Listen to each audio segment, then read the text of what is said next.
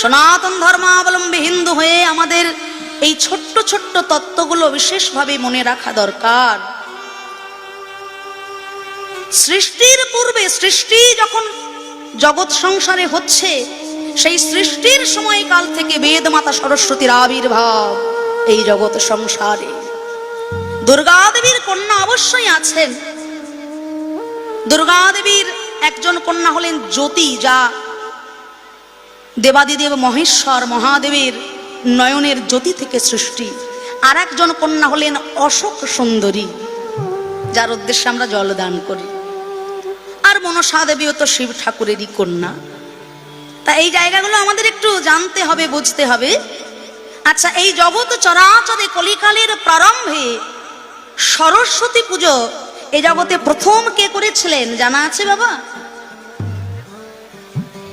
মহামুনি বেদব্যাস।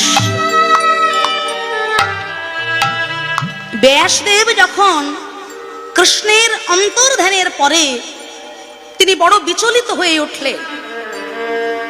কৃষ্ণ যখন লীলা সম্বরণ করলেন, মাতা গান্ধারীর অভিশাপে 56 কোটি যদু বংশ হলো ধ্বংস। ওদিকে জরাব্যাধ পূর্বের প্রতিশ্রুতি অনুযায়ী ভগবান জরাব্যাধের হাতে চোরাবানে মৃত্যুবরণ করলেন। নররূপে লীলা হলো তার সঙ্গ কৃষ্ণ অবতারে। কৃষ্ণের অন্তর্ধানের পর এই জগৎ সংসার হয়ে গেল ঘন কালো অন্ধকারাচ্ছন্ন। মহামুনি বেদব্যাস তিনি বড় চিন্তায় পড়লেন যে কেমন ভাবে এই জগতের সৃষ্টি তত্ত্ব রক্ষা করে রাখা যায়। এই জগৎ সংসারে সামনেই আসছে কলিযুগ।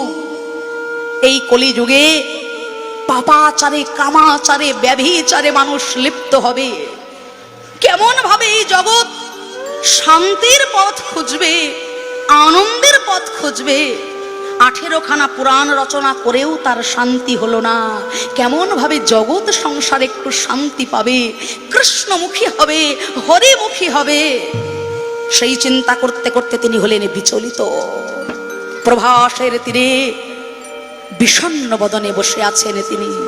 এমন সময় সেখানে উপস্থিত হলেন দেবর্ষি নারদ।